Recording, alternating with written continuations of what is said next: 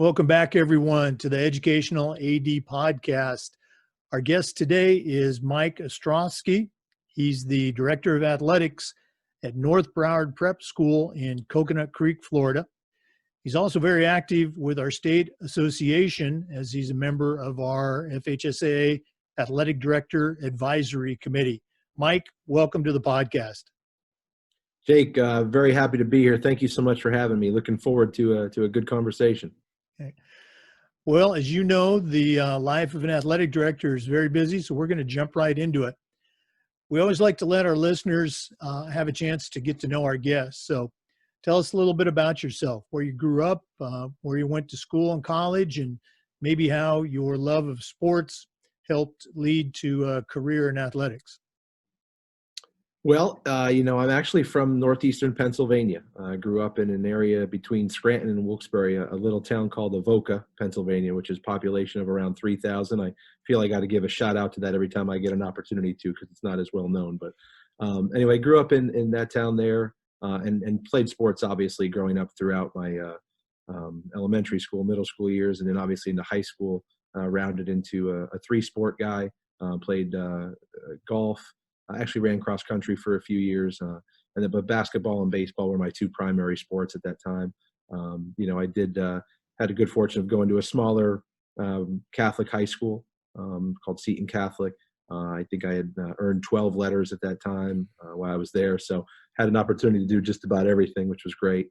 But really developed a love for sports as a young kid, and then continued it. It was fostered through some good coaches and along the way. And then after I had an opportunity to go on and play some college baseball. I went to East Stroudsburg University, which is a Division II school in the northeastern part of Pennsylvania in the Poconos region, plays as part of the Pennsylvania State Athletic Conference. So I had an opportunity to go there and play baseball, and graduated there with a degree in secondary education with a concentration in English, and realized when I was a sophomore, I think, in college, that my coach said, you could be a good coach someday. So I figured out at that point I probably wasn't going to get drafted, and realized that maybe I should start looking at some different things. So looked into the educational component primarily because I wanted to coach, and I knew I did say that all joking aside, I wanted to get into coaching. So when I graduated from East Stroudsburg, I had an opportunity to teach in inner city Philly for a little bit as part of a co-op program, and had a really good opportunity to do that and learn a lot of different stuff that I hadn't experienced before in my career. And then shortly after that, had the opportunity to get into a full-time position as an English teacher and a baseball coach, and coached about 6 other sports, like everybody else did as we first started out. So that was the fun part of it for sure. What were the factors that brought you from Philly down to Florida? So it's, Philly was, I was there for just that short period of time, for that kind of 1 year as I was doing the co-op program. And then I moved into in a different part of northern Pennsylvania, right on the New York border, near Binghamton, New York. The school district was called the Blue Ridge School District. So anybody who drives that way will know Interstate 81. It's a pretty big highway that goes right through there. And I was there for 5 years, and had coached some really good teams, had, in my opinion, at least built a pretty solid program, and but was looking into the administrative side of it, and seeing what that was going to look like for me, and always had set my sights on maybe looking to move out of the area and try some different things. So I was doing summer camps, actually traveling around the country with a group called America's Baseball Camps, and one of the camps had brought me to the southern part of the United States, where I had met with a gentleman at the time who was the athletic director at North Broward Prep, the school that I'm actually at now. His name is Danny Haney, and he's actually been involved in the state of Florida for a period of time as well. But I met with him, and he had shortly after that offered me a position to be an assistant AD and coach baseball and golf and anything else that he told me that I wanted to, because I think he felt I could be a valuable component. So I took that position, moved to Florida. That was back in 2006. And so I was here at North Broward for a year at that time, and then had an opportunity to move to Nevada, believe it or not, because our school, North Broward Prep, is part of a larger group of schools, and so at the time they were acquiring different schools, and the conglomerate was getting bigger. So I had the opportunity to go take over as the head AD at a school in Las Vegas, where I was out there for 3 years, and then had another opportunity to come back to another sister school near Orlando called Lake Mary Prep, and I was the AD there for 4 years. And then coming full circle, a gentleman who's my boss now, is our head of school now, was actually the assistant head at that time. And when they had an opening for an athletic director, he sought me out and asked me if I would come back to North Broward Prep. And so that was I'm going into my 7th year here back at North Broward Prep in this capacity now. Well, I didn't realize that our paths crossed just a little bit there. I was in my final 2 years at Coral Springs Christian. I was 607 before going down south to Palmer Trinity. So just down the road from you a little bit. You know, we probably played a couple games. I'm sure we did. Yeah, I know we had played those guys at the time. But it was interesting because when I first got to South Florida, you know, I'm coming from Philadelphia for a little bit, and then really like the biggest economy piece, I guess, in northeastern Pennsylvania growing up was coal mining and you know, stone quarries and farming and stuff like that. So when you come down from there into South Florida, it's a completely different world. And so for that year that I was here, I just probably went to the beach a lot and looked around a lot. I wasn't doing as much as I should have been, for certain. But you know, I think having that opportunity to have been in a few different places has really helped guide me into what I'm doing now, and into a lot of the things that I try to incorporate into our athletic department here at North Broward Prep. I know exactly how you feel. My wife is a career teacher and coach, and we were both born and raised and spent about 10, 12 years working in Oregon. And so, you know, moving around the country and ending up in Florida, it's certainly different, but it's great to have that perspective of having lived someplace else. In our profession, we talk a lot about leadership and mentorship, and we're always curious, who are some of the mentors that really had an impact on you, either, you know, coaches or teachers when you were younger, or, you know, people that you've worked with or worked for? That's an excellent question. It goes back, I think, to your roots, and I think it always does. So you know, I mean, obviously a lot of my family members growing up were really encouraging and were really behind me. I had a really good relationship with my grandfather, my mom's father, when I was growing up, who, you know, came to a lot of my events and really supported me and put me in good positions, I think, to continue to play and be around it. And then as I kind of, you know, obviously when you get older, I had a great Little League coach who I can remember. His name was Joe Fritz. And Joe was just really the kind of guy that wanted you to succeed. And it was clearly a volunteer job at the time. And I look back at him now at the time and effort that he put in. And I said, geez, I hope I could someday have enough time to do that. I don't know in our profession if I'll ever get it. But he put a lot of effort into that. So that was big. And as I moved into high school, I had some really good coaches. My college coach was solid. And I think I picked up pieces from every one of them.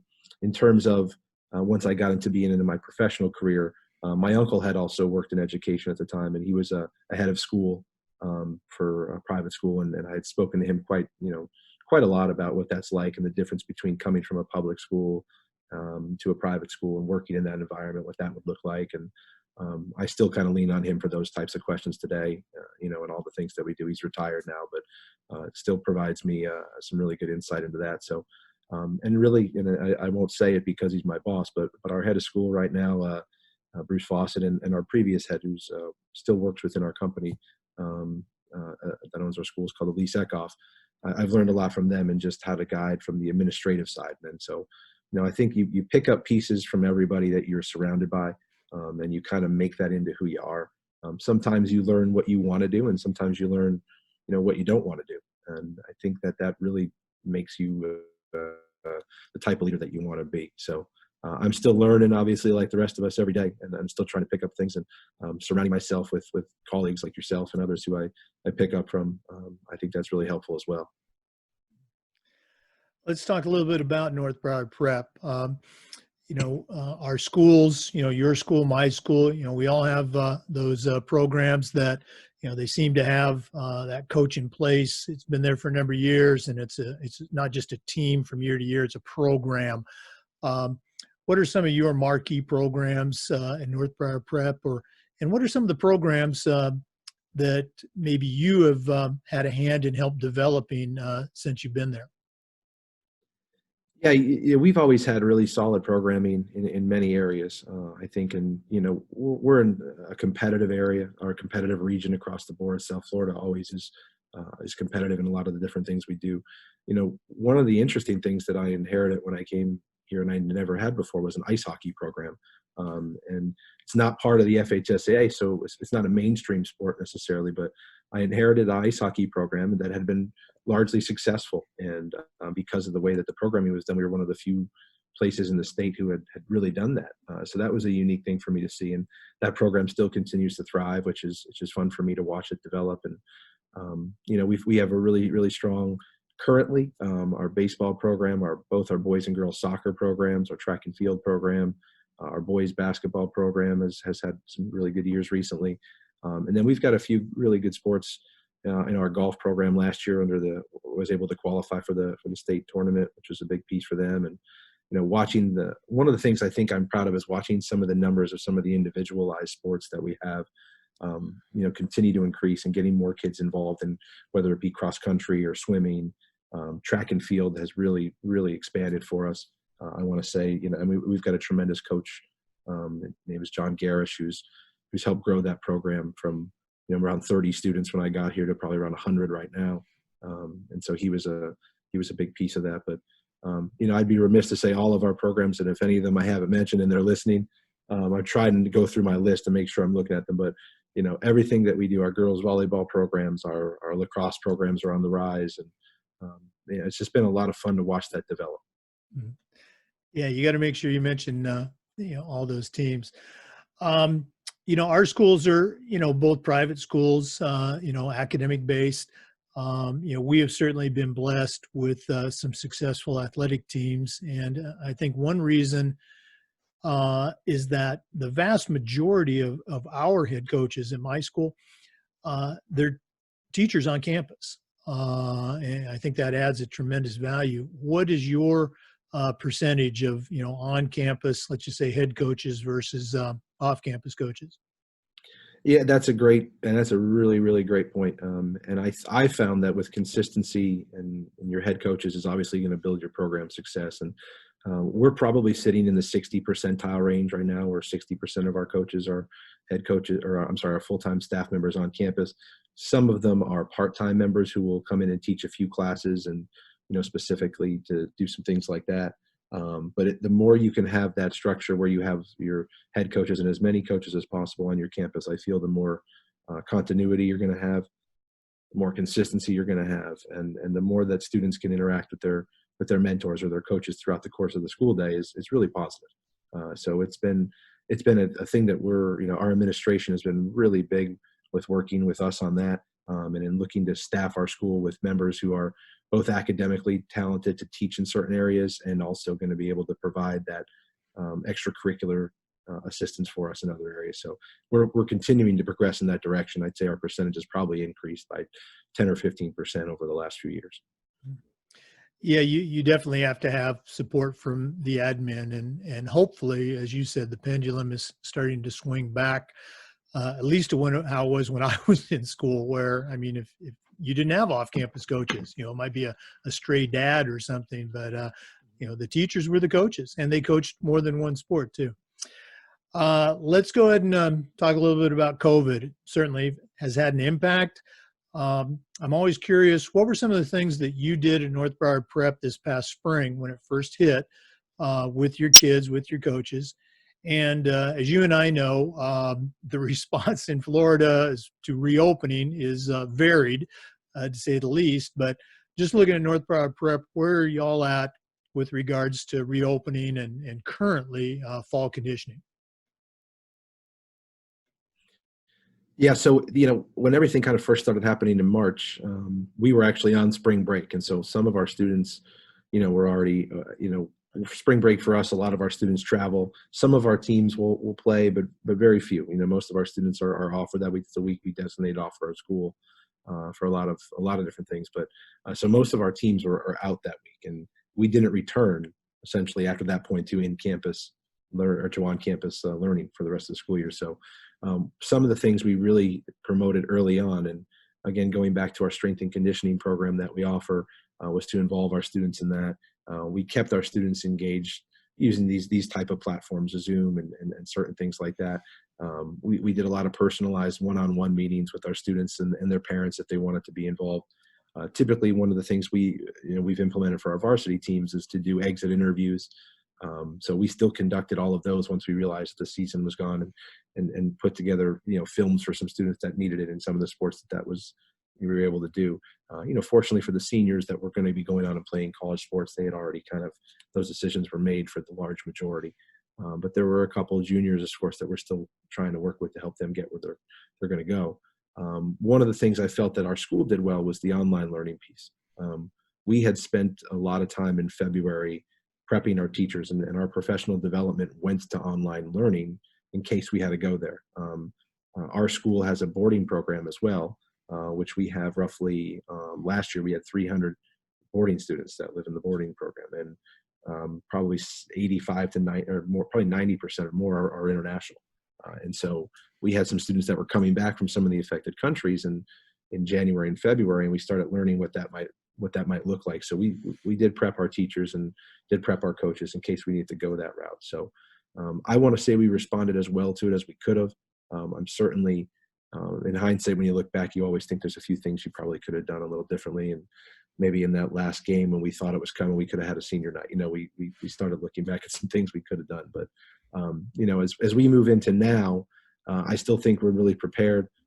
As you well know, and every administrator listening to this well knows, it's a lot of time and effort have gone into developing many different plans that we'll likely never use. And that's okay, because I think it's part of the process to get to where you need to be, and to keep your communities safe, active, and still involved. So for us, the South Florida is a little bit different than maybe some other parts of the state. And how we're approaching it is going to be maybe the same, maybe it's different. I'm not 100% sure at this point, but we still haven't made a full decision on exactly what, as of today, which is Tuesday, August 4th. We haven't made that exact call on what that is going to be, and we're scheduled to start back to classes on August 24th. Of course, our goal would be to start back in some type of an in-person model, but we're going to continue to follow everything and make a decision that's the best for our community. And so, in terms of sports, we've been on the pause button really since there. We've been doing virtual workouts throughout the summer, but our student athletes, unfortunately, have not been able to be on campus based on where everything has been. As soon as we were just ready to start bringing them there, the spike kind of happened again, and so we kind of had to hit the pause button on that bringing them back. So our desire is around that August 24th time to start back with that conditioning, and depending on what the decision of the state is in terms of what our seasonal play will look like, we'll look to make decisions at that point. Yeah, it's definitely challenging. I was talking with another AD recently, and they made the comment, and they're absolutely right. Athletic directors, superintendents, we're problem solvers, we're decision makers, and it's frustrating that there's still so much unknown, and that we can't make these decisions. So it's counterintuitive to how we operate. I think I read, before you move, I think I read something actually, and it might have been a retweet from you or somebody that I put on social media that just talked about no matter what decision you make, there's going to be a percentage of everybody that feels this way, a percentage of everybody that feels this way, and so on and so forth. And that's the facts. I mean, that's just the fact right now. We're gonna continue to make the best decision we possibly can for as many people as we can, but it likely still isn't gonna. Not everybody's going to agree with it. No, it's amazing how many people have become infectious disease experts when you look at some of the online posts. But you're right. You got to do what's right for your school. Next topic. This past spring, nationwide, we saw just such an increase in the awareness of social issues, social justice, social injustice. I'm curious as to your take.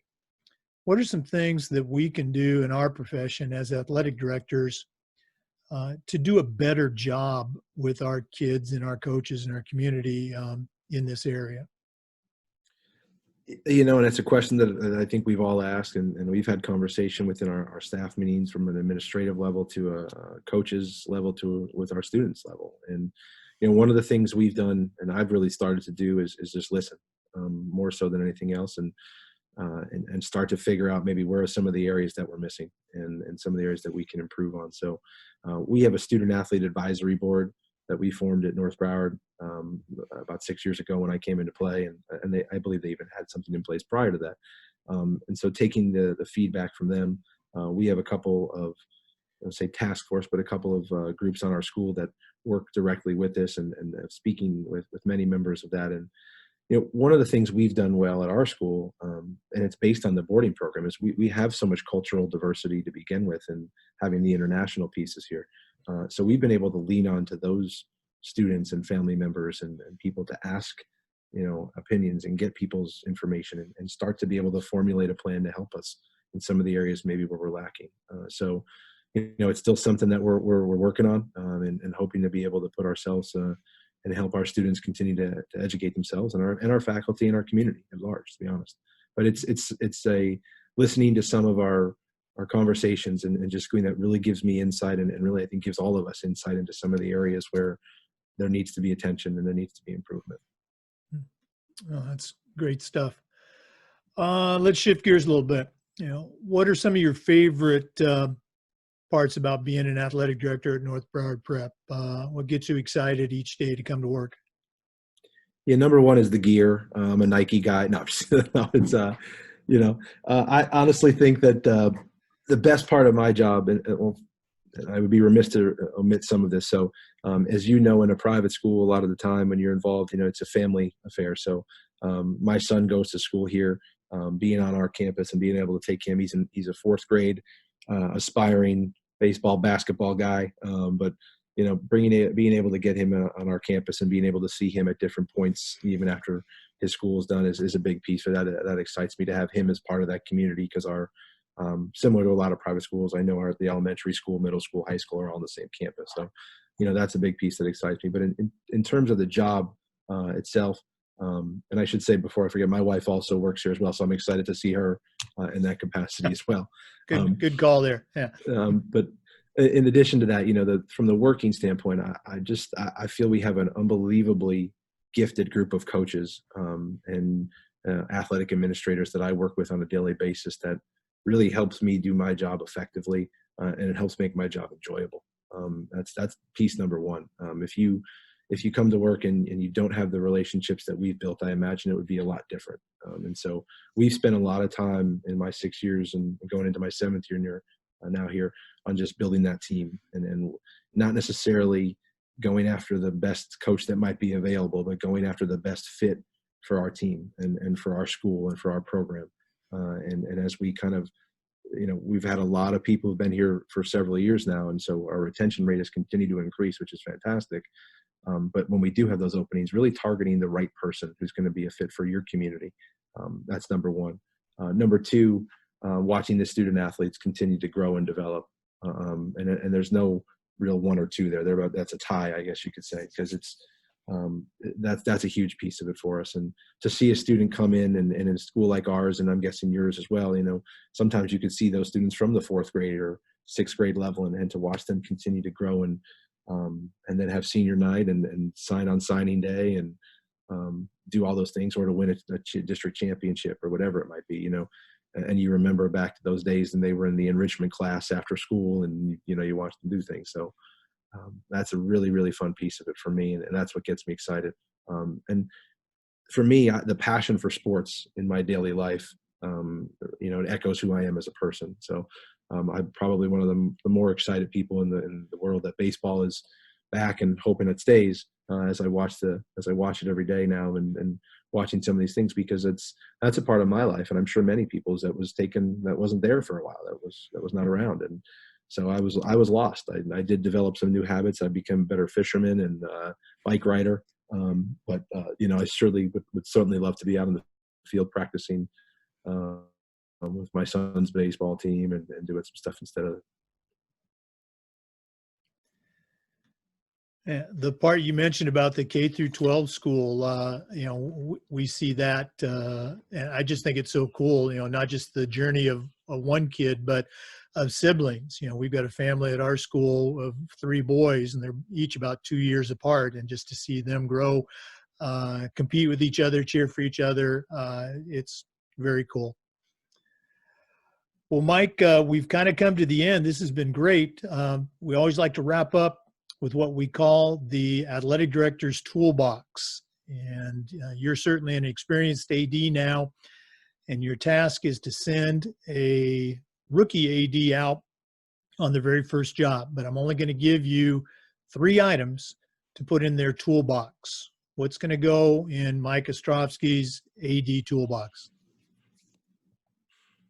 Yeah, this is a great question. And this is the challenge question, right, that you put onto somebody to help see what they're thinking about. So I would say in the time frame that we live in now, earpods or AirPods, whatever they're called, because then you can still zoom in. But I think if you look in the overall, if you look at the overall perspective of what this job, how this job has evolved, throughout the course of time, and I say the course of time, but throughout the course of my career, it's certainly shifted. So the technology piece has become such a big part of it. And I think that the communication piece has increased more than I've ever experienced before, and the volume of that. So if you're to take 3 things in your toolbox, one is going to have to be some type of a device that allows you to do all of those things, because you don't want to waste 2 devices. So, one device that allows you to communicate and to use all the technology that you need to. So I think, you'd have to go probably with some type of a smart device and a phone or an iPad, because in order for you to be successful, you've got to be able to communicate effectively, and you have to be able to use technology right now. The second piece that I think every AD needs to know is what makes them the most comfortable, and how they do this. So a Rolodex of people that you can kind of go through, but you can also save that in device. So that might go back to my first tool. So you save all the Rolodex and the contact numbers there, because I think you have to lean on others. And I think you get into this job, and sometimes you feel like you're just in an isolated area, and there are other people out there who understand what you're doing. You can recall this a few months ago, I reached out to you and said, Jake, hey, how are you guys thinking? And through this process, we formulated those new relationships. So I think you have to be able to reach out to others, have those open dialogues, and build a network of people, that's going to drive you into the direction to help you continue to help you be successful. So for me, I also think you definitely have to pack a box of granola bars or of Cliff bars or something like that, because there are a lot of nights that you're not going to get the meal that you want. So you got to have some type of a meal replacement order in there. So I think that's a really big piece. And probably the third one, and I say this I say it as honestly as I can, I think you have to have something that is an alarm clock that reminds you all the time of things that have to happen. And so maybe that goes back to the technology piece, but you have to be able to be organized, and you have to be able to understand, hey, this is going to happen. This is going to happen. And sometimes when I look at my calendar, as I'm sure you do yours, there's not a block open. But if you've scheduled it efficiently and done it the right way, you can get through everything you need to get through in a day and still be successful and still have that personal time to interact. So to me, I think there's a couple different devices that satisfy all of those. Maybe it's 1, maybe it's 2, or maybe it's 3, but I think that they're all pretty valid points to help us be successful. And again, in the initial phases, the new AD, when you come in, I go back to it. Who do you reach out to? Who do you help? We all have the mentors, as you mentioned, of people that have probably done this job at some point in the past, but who are your go-tos? I can name I can name 10 right off the bat. And there's people that I speak to, locally every day are ADs that are at rival schools nonetheless. And that's even before we got into this COVID thing. So we bounce ideas off of each other. And, Ryan Smith at Benjamin School, Jeff Johnson at Pinecrest, Craig Ashley at St. Andrews. There's so much knowledge there. None of Chuck Sennett at Miami Country Day. If I don't say him, he'll get upset with me, I'm sure. But no, he's and also some other ADs that I talk with as well. But I talk to those guys just about every day, even in the normal time frame when we're not in a pandemic. And it's very helpful to be able to rely on and to lean on others, and to know that there's people that feel the same way you do, and that there's a support system there. No, I mean, it's great advice. And I think the networking piece is so key. Coaches, I think coaches tend to hoard secrets. Athletic directors are just the opposite. We want to tell everybody, best ways and best practices. Well, Mike, it's been a pleasure listening to you. Again, we're going to be talking soon on ADAC. So thank you so much for being on the podcast. Jake, thanks for having me. Anything I could do, and if there are any other ADs in this area that are listening out there, please look me up, and I'll certainly, help in any way that I can. And I think we'll have an interesting ADAC meeting here coming up. So I'm looking forward to that conversation and really what the rest of this is going to look like for us. Yeah, it's going to be exciting. There's no question about it. Thanks again, Mike. To our listeners, thanks for tuning in. Come back again next time for another episode of the Educational AD.